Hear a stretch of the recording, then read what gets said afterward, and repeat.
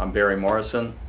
I'm here at Inter Island Surf Shop. I have the privilege to have David Darling here, a dear friend of mine, and he's going to reveal a few things about his life. I'm David Darling. Flew over from Maui for a service for a dear departed surfboard shaper friend of ours, and have the pleasure of being with Barry Morrison at Inter Island and enjoy his beautiful surf shop. Mr. David Darling, tell us where you born and raised, and about when, and when you came to Hawaii.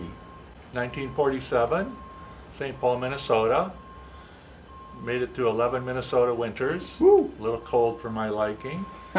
And my father had the chance of getting a job promotion and change to come to Honolulu, Army Corps of Engineers. Happened to be statehood year, 1959. So statehood happened, missed the big party, but showed up in time to turn 12. And even though we moved straight to Kailua and lived right next door to Kainalu School, it only went to 6th grade. So hearing the Kainalu School kids every day at school, I had to get on the bus and go to what was then Kailua Intermediate, brand new facility up in Pohakapu, and we were the only class there, 7th grade. Next year there was 7th and 8th grade. Next year there was 7, 8, and 9th grade, and then it flipped into Kailua High School. So one facility, 7th grade, 2 actually graduated, 1965, Kailua High School. Not with a whole lot of honors, but played soccer a couple years, and was in the photography club. And with this Midwestern background, my dad immediately, first year on island, got me a job. Mitsubishi Honolulu Advertiser, morning paper route, doing the beach lanes, Kailua beaches, all the way up to Dune Circle, some of Coconut Grove. So earned a little bit of money, delivering newspapers. Turned into some coin collecting, which was a thing then, because there were lots of coins in Honolulu, Oahu in general, that weren't on the mainland in circulation. Got to make some more money doing that. And my dad went to Japan on business frequently, so bought some camera equipment at rock bottom prices, good camera equipment for the day, and started learning how to develop black and white film. And did your, was this high school days already when you were developing film? Almost intermediate school still. So you built your own ninth lab? grade. Ninth grade. Well, got some chemicals, got some developing trays, put curtains in the windows to get a darkroom situation going.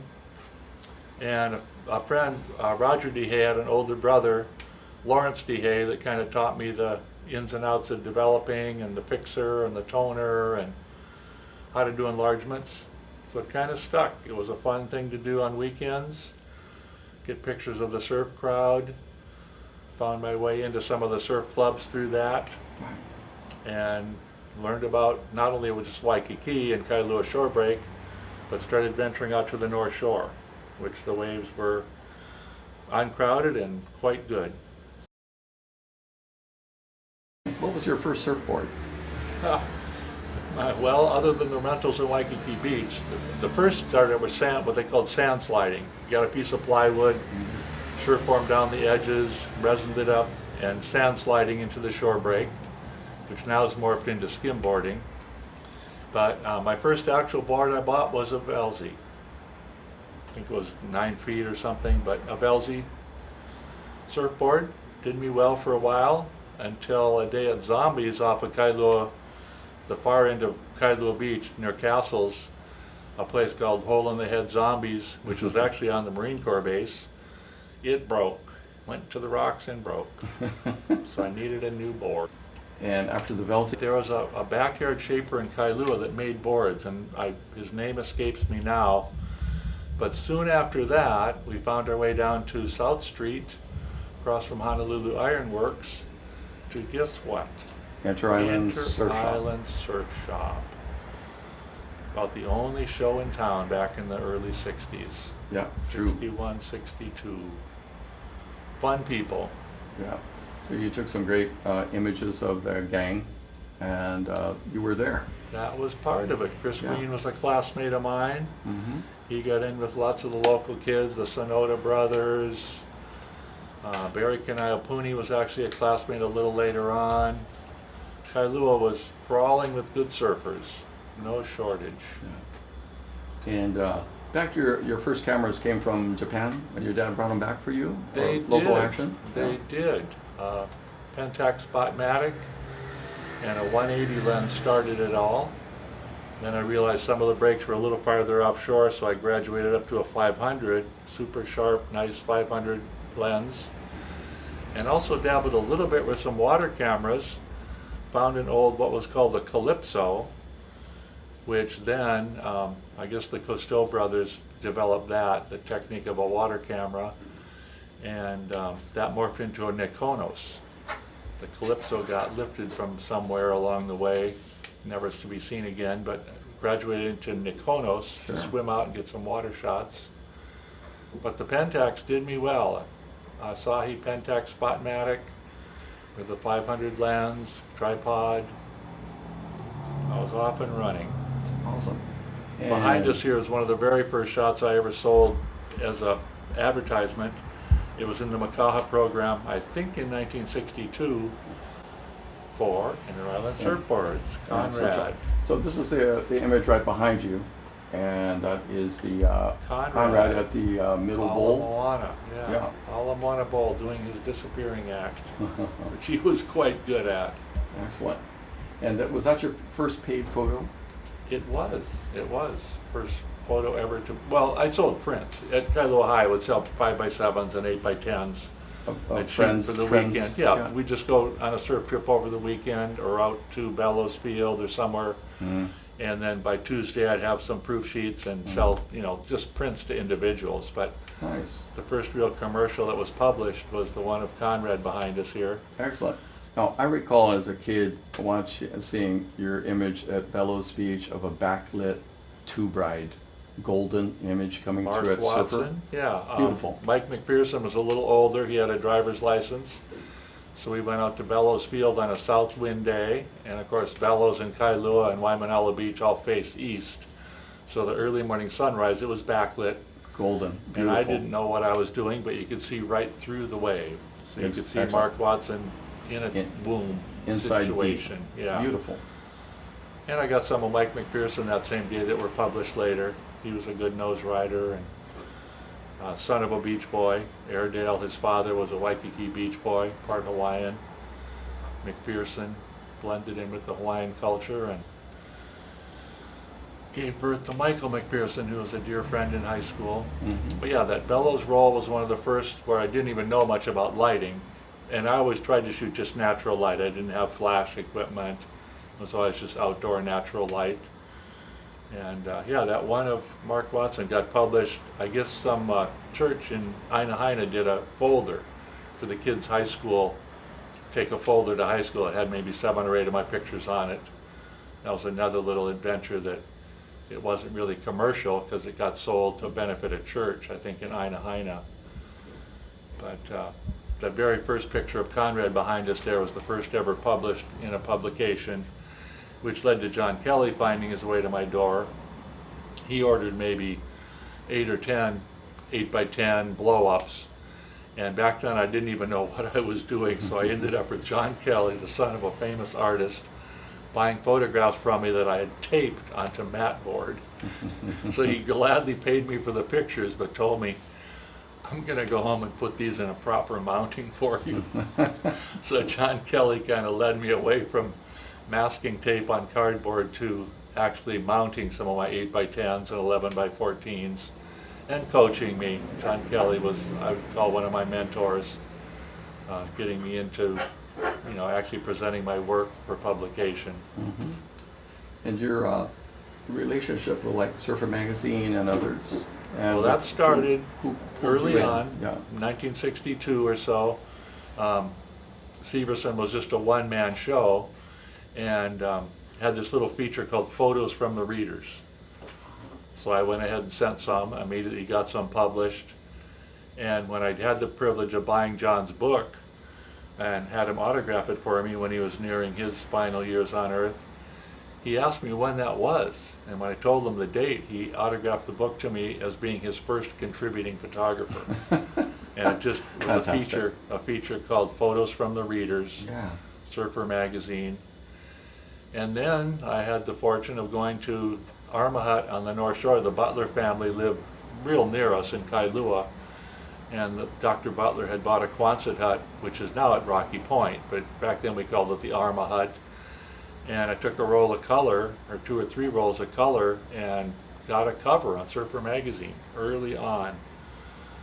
A double cover, 2 different people going left at Rocky Point, and then a feature on the inside maybe with 6 other color pictures. And man, that was a good payday. That's terrific. Was, and behind you we have 2 images from that day, Butch Van Arsdale and Chris Green kind of dueling it out. They were. Yeah. Mike Turkington and another Evo Beach guy who was on the cover. The cover was Butch Van Arsdale, and you might know the guy's name, an Evo Beach guy was also on the cover, but yeah, they were dueling it out. Mike Turkington was out that day too. Wow. Uncrowded waves, perfect waves, total good sparkling sunlight. Some of my first color photos that really got published. Mm-hmm. And most of it was black and white, then you moved right on into black color. and white was the easiest for me because I could roll my own film, develop everything, real inexpensive.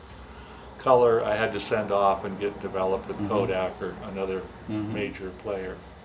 And your favorite surfers in the industry? I guess there's too many.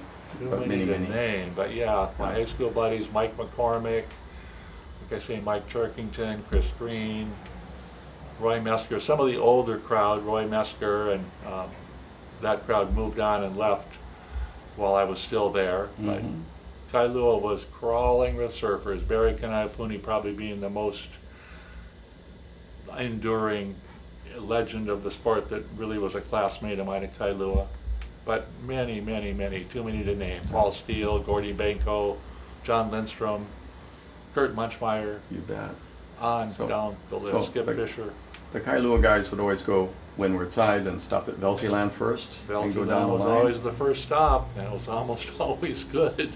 So why keep going? The funniest thing out then, though, was the rare days we'd cut out of high school and hit the North Shore, there'd be nobody out. So we'd go, I don't know if we should even, something might be going on. And there'd be 2 houses. There'd be a house full of Californians and a house full of Australians. And we'd go and knock on their door and go, nobody's surfing. What's, is something wrong? Are there sharks or something? And they go, no, it was better yesterday, and we're kind of burned out. So we'd figure, well, I guess we could surf it by ourselves. But those were the days on the North Shore when it was just a paradise. There was hardly anybody out, and the waves were perfect. But Velsiland was our haunt. That was our first stop. But we found our way to Chun's Reef. Actually, my very, very first North Shore experience before I even drove, Al Min had this fun camp. And he had this bus with no top, a completely convertible bus that held maybe 40 or 50 kids.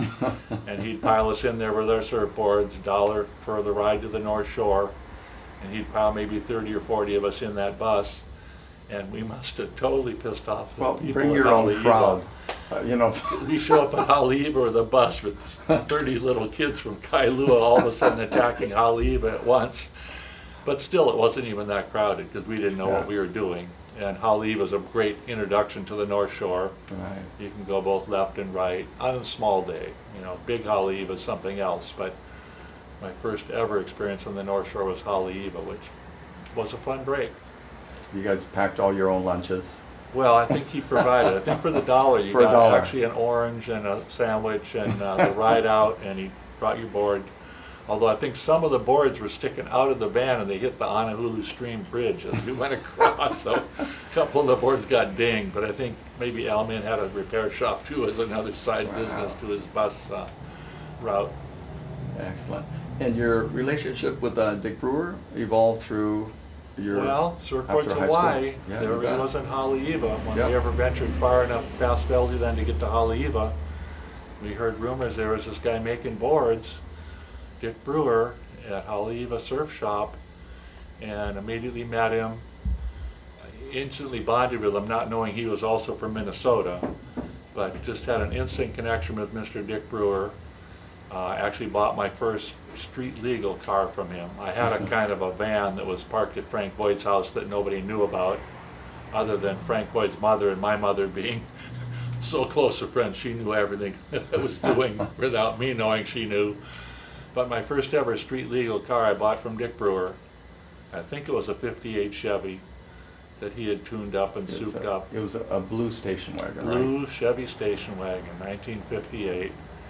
And my parents were aghast. They heard I bought a car from some surfer on the North Shore that I met in Haleiwa, and they went, "Oh no, it's going to break down tomorrow." I said, "This guy has a racer car, Hawaiian drag strip car that has a Surfboards Hawaii sticker on it, and I think he's an okay guy." So they, it was my money. I made some money with that cover shot in the Surfer magazine and had my paper. By then my paper route was long history. But yeah, Dick Brewer and I somehow just instantly had a relationship that was a good one. Many, just recently ended with him Yes. being and put out to sea just this Right. last weekend. so you went to the Kauai ceremony for Dick and also here at Waimea. Yeah, they held 2 ceremonies for Dick, and I felt compelled to go to both of them. I'd reconnected with him. There was a thing called the Legends Luau on Kauai about 6 years ago when he turned 80, that he was the featured celebrity at that Legends Luau, and they wanted my photographs. So myself and Tim McCullough, a few other photographers contributed to do a tribute book to Dick Brewer, and I went to the Legends Luau on Kauai and really connected up with some old dear friends that I hadn't seen forever and ever. And Dick was on decline by then, but still we had some good times together and reconnected. And tell me, so you were living at the North Shore near Waimea Bay towards 3 Pupukea tables. Islands Road. Yeah, 3 I did a tables mainland across. trip. I actually went to California to help judge the 1966 National Championships at Huntington Beach as an honorary judge, because I was also at that point in time president of the Hawaii Surfing Association. HSA, yeah. HSA was in its infancy, starting to have contests. So they figured, here's the nationals, and I was going to go up there anyway. My parents were trying to get me to go look at colleges and trying to encourage me to get off the rock and not go to UH, but that didn't work. But so I did some time at California judging that Huntington meet, at which Duke was the Grand Marshal. Duke Kahanamoku was the Grand Marshal of that meet. Quite an interesting association to rub shoulders with him. And while I was there, I interviewed with John Severson to be staff photographer at Surfer Magazine. But when he got my history and knew I was in Hawaii and he'd already published some of my work, he said, "Why don't you go back and get yourself back at UH, and I'll tell you what, you can do the Makaha meet and the Duke meet for me for this year. If it comes out good, I'll give you a second year." So there was a plum assignment. John Severson hiring me to do both the Duke Kahanamoku Invitational, which was kind of a new event, and the Makaha Championships, which was probably the longest running event ever, going way back to the Wally Forsyth Waikiki Surf Club days. And I think it started early in the 50s, the Makaha Championships. 56 or so, yeah. So that fall, I kind of missed a semester. I ended up staying a little too long, doing a little bit too much adventuring in trestles, getting my board confiscated for sneaking into trestles. Right, Vietnam War is going on, and it was present. Yeah, there's a bunch of a stuff. lot was going on. Ended up in Mexico with some friends. Missed a semester at UH. So when I came back, I found a place on the North Shore. I'd been bumping around living in Manoa Valley and Kahala and Makiki and Makaloa Street by Ala Moana Center near the Dick Metz Surfboards shop, a hobby next shop. to the Beaver Grill. Oh, wonderful. But thought I'd had enough of town, so I found a cheap place to rent on the North Shore by 3 tables for $40 a month. and continued my UH career for the next 3 years. So I driving into town. driving into town, it would be an hour back then. I could towel off, do the beachside change at Chun's Reef or Haleiwa, still make it to UH for a 9 o'clock start of my classes. Ooh. So I could get dawn patrol any morning of the week. I tried to make sure the UH classes were Monday, Wednesday, Friday, so I could still have Tuesdays, Thursdays, and weekends all day to stay on the North Shore. But yeah, settled in at 3 Tables and spent 3 glorious, glorious winters on the North Shore of Oahu before it really got, it was discovered by them, but it still wasn't that crowded. Mm-hmm. And what encouraged you to move to Maui? Had you graduated from UH? You were that was my graduation year, but Yeah. I knew already, I could see the handwriting on the wall from statehood to the mid-60s. I could see that Oahu was a little out of my league to try to get my feet in the ground, get a job, find a stable place to live. So I bounced around and went to the Big Island. I had high school friends that had places at Honolulu on the Big Island. They could walk down the cliff and surf uncrowded back then, Honolulu. The Big Island was a little too big for me, so I bounced around and did the summer of '67 on Kauai, again with Dick, the Hanapepe Surf Shop. Yeah, yeah. Spent the summer of '69 on Kauai.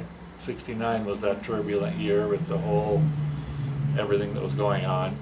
But had the good fortune to spend the summer of '68 on Maui at a friend's.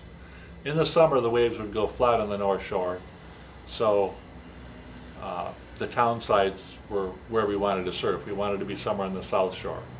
So I spent the summer of '68 in Kihei, and I'd been to Maui before. I'd been to the whaling sprees, shipped the blue station wagon we'd ship over with hibachis and tents and surfboards.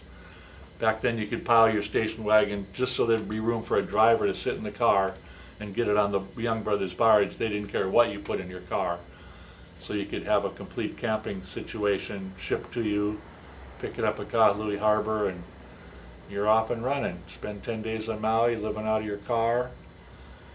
I'd been called one of the first hippies when people found out that's when I first started coming to Maui, the whaling spree, which then morphed into the Lahaina Halloween. But I experimented, did the different islands to experiment which one I wanted to live on. And Maui kind of won out. I got a job offer from a national accounting firm as a staff accountant at what was back then called Haskins & Sells, a national CPA firm. So I had a job on Maui set up for me. Liked the surf here, liked the atmosphere on Maui, and didn't even stay around for graduation because that was the Kent State year. That was when the Kent State debacle happened in 1970, so there was all the sit-in protests, and I'd go sit in front of Bachman Hall and say I've had enough, but then I'd go, boy, if I don't graduate, so I'd run to my finals, make sure I got all that behind me, and then said, just mail me my diploma. I don't want to spend another week here waiting for the cap and gown and all that. Just, I've got a job, I'm going to ship my stuff to Maui, and never look back. 52 years, still there. As this happened, your place at 3 Tables near Waimea, the winter of '69 hit, and the giant waves. Yeah, and '69, like I say, was that turbulent year. That's the year. In the springtime, I took the yoga picture, of course, with Dick. We were out looking for surf at Ala Moana one day, and Jerry Lopez and Reno had piled in, so the 4 of us were in my station wagon, looking to surf Ala Moana, and this is spring of 1969. Waves were kind of junk, so we said, let's go up Tantalus and wait, the tide will change, and maybe things will get good later. So let's come back and see about the evening glass. Went up to Tantalus, had a little bit of refreshments, and on the way back down, Reno goes, look, there's a little kind of an altar at what was called the Makiki pump station. So I took what turned into be my most of all the rolls of film I took, which were in the thousands. I took a roll of film one day at Makiki pump station that still to this day, many of us at Dick's ceremony were wearing a shirt with a picture from that day. It's been on the cover of Surfer's Journal, it's been in movies, it's been in books, it's been in posters. It's the one roll of film that will never die. But that was the spring of '69. Fast forward to the fall of '69, my senior year at UH, come December 1st, there was the biggest swell that to this day I've ever seen hit Hawaii. 3 different low pressures lined up across the North Pacific, so it was a straight north swell with 3 low pressures feeding enormous waves. So a friend decided to come home from school just to see how big it could get. So we left school, drove over the hill in Wahiawa and looked down, and the North Shore was just as white as, you know, it was huge. And every hour the sets kept getting bigger. So we got home at about 4 o'clock, maybe 5 o'clock. We saw the 4 o'clock swell coming over the hill at Wahiawa.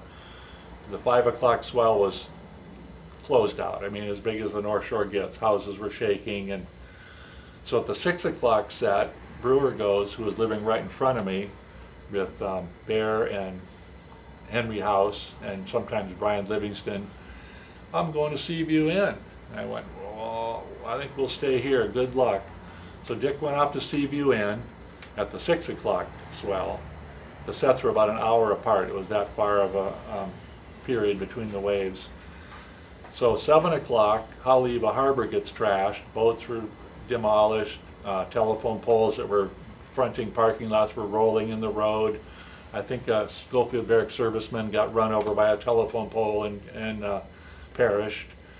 But Dick makes his way home. He drives through the 8 o'clock set, barely. Car floating off the road, but Dick had the good driving skills to get himself home. So he tells me how big the waves were coming home at the 8 o'clock set. So we figured we aren't going to sleep. We better just keep watching. So 9 o'clock, houses were shaking. Waves keep getting bigger and bigger. The 10 o'clock set was something to behold. So by 11 o'clock, a helicopter was flying overhead telling everyone to evacuate, head to higher ground. So what do but go across the street to 3 tables to see how big can Waimea get. And I don't know if any of you are familiar with 3 tables, but it's pretty far down to get to the beach. The beach filled up, the shrubbery filled up, the roadway filled up to where the little dip on the side of the road, we're standing on the road and we're standing at shore break level on the Kamehameha Highway for the 11 o'clock set. And probably the 7th or 8th or 9th wave in that set was 4 feet of white water at eye level to us, and we're standing on the road. So we ran for our lives, and of course Dick was the smartest of all of us. He was ahead of us. He ran first, led the way, but he ran into his house to get some valuables he had stashed, and his house immediately got lifted off the ground, and the swell was so north, the house started spinning in a clockwise direction. And we looked up and we see Dick looking out of a bathroom window with saucer eyes as big as you can see them. Although I've never surfed big waves with Dick, I'm sure other people have seen that look on his face. But the house is spinning, he's looking out the window like, what do we do next? Power lines were breaking, electric snapping, the house landed on top of a car. So we kept running. And my friend, Perry Newton, ran into my house thinking, well, it's safe there. I dove through the bushes and kept running uphill because I'd already seen Dick's house get lifted off its foundation. And the waves only went under my house and spared it, but that was kind of a hint that maybe living at sea level wasn't really where I wanted to live. So that was the December of '69. Somehow, even though then Dick moved in with me, his house had been destroyed where he was living in front of me. Dick moved in with me, started a family with someone he met that lost a sailboat in Haleiwa Harbor, and started a family in my back room. Somehow I managed to graduate. That was my senior year, and Maui was calling. So I think the stars were aligned for me to move to higher ground. Excellent. So I settled in Maui and have always lived at 2,000 feet or higher elevation. Terrific. So you had your accounting career, and you were still taking photographs Well, on Maui when that the came. photography kind of took a back seat because next thing you know, I had to start building a house. I did buy a cheap 1.5 acres of land that was very reasonable, $142 a month for 10 years, small down payment, some of which I borrowed from my father, and had to start clearing land and building a house. So the photography started taking a back seat. And then wouldn't you know it, the first person who helped me really frame my first house, I'd gathered a bunch of salvage materials and but didn't know how to frame. So the friend I hired to help frame the house ended up building the first hang glider on Maui. But he was afraid to fly it. So he recruited a bunch of us younger guys to say, well, here's this hang glider I built from Popular Mechanics. What do you think? And David, you So went I for it. waited about a year. I waited a year till they found a place that looked sort of kind of safe and took the plunge, got into hang gliding. So from then on, the photography, I didn't want to do much, you know, I'd lost too many friends trying to take pictures from a hang glider, be a stunt person.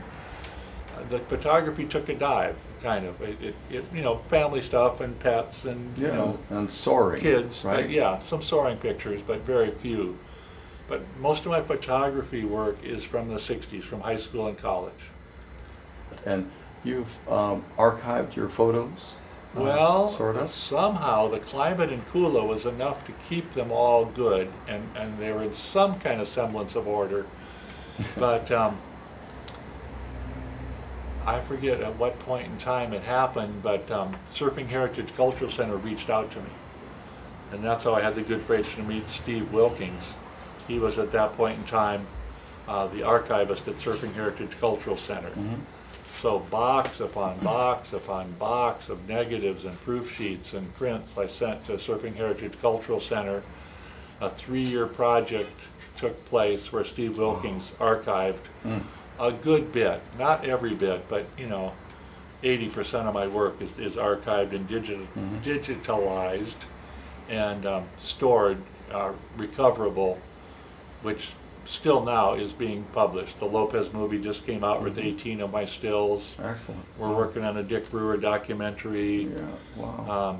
Somehow nostalgia has come full circle to where things from the 60s capture people's interest. Of course. As you can see with the pictures behind us here, Yeah. there's Barry graciously bought a bunch of my prints when he opened this beautiful shop and has them displayed. A lot of them are signed. And yeah, but most of my surfing work is from the 60s. Yeah, beautiful.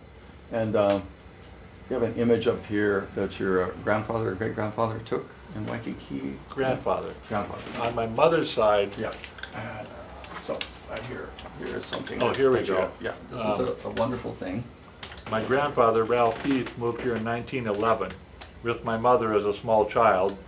His wife, Bessie, gave birth to another child, Alice, while they were here. So Bessie could never, I don't know if she ever, but she was still trying. She was trying to learn how to surf, but here's Grandpa Ralph. And he was also an amateur photographer who made friends with Duke Kahanamoku. One of the most classic Duke Kahanamoku pictures ever yet to this day is my grandpa's. He's holding a board that says Duke on it. But here was one of their, he didn't even have a water camera, but he did somehow went out on a canoe with Duke and was able to get this picture. But to this day, I probably couldn't, you know, make this composition work.